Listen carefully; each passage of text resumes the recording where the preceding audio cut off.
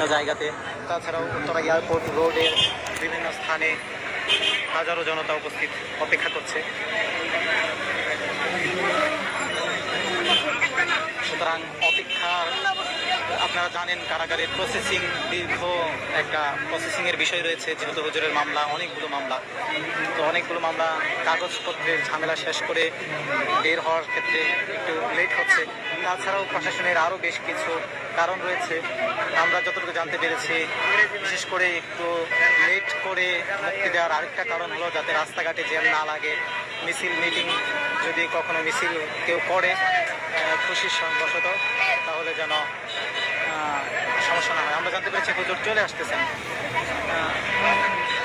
যাতে রাস্তাঘাটে যানবাহনের সমস্যা না হয় সেজন্য যতটুকু জানতে পেরেছি একটু দেরি করা হচ্ছে। হুজুর বের হচ্ছেন, আমরা সবাই তাকিয়ে থাকি। ইনশাল্লাহ হুজুর বের হচ্ছেন, সকলেই লাইভটি শেয়ার করি। আমরা এখনই দেখব আল্লামা মামুনুল হক হাফিজাহুল্লাহ এক্ষুনি 1-2 মিনিটের মধ্যেই বের হয়ে আসবেন। আরও একটি গাড়ি ভিতরে প্রবেশ করছে। অল্প সময়ের মধ্যেই হুজুর বের হয়ে আসবেন।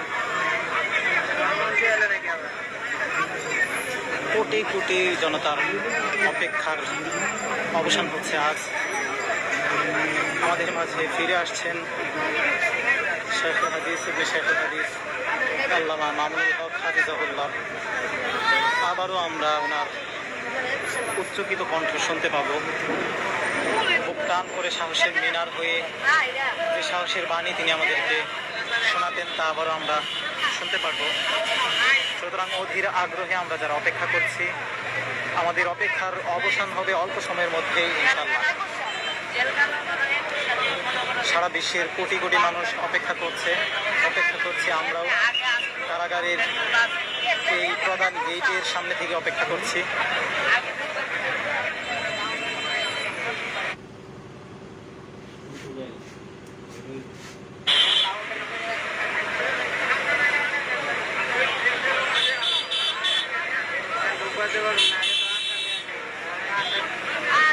মাওলানা মামুনুল হক অল্প সময়ের মধ্যেই বের হচ্ছেন, অল্প সময়ের মধ্যেই হুজুর বের হয়ে যাবেন। আমরা দেখছি হাজারো মানুষের জটলা কাশেম কেন্দ্রীয় কারাগারের সামনে।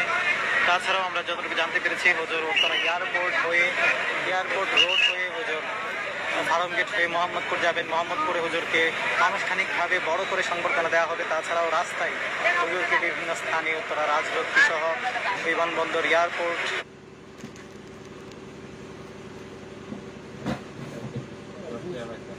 এয়ারপোর্টের যে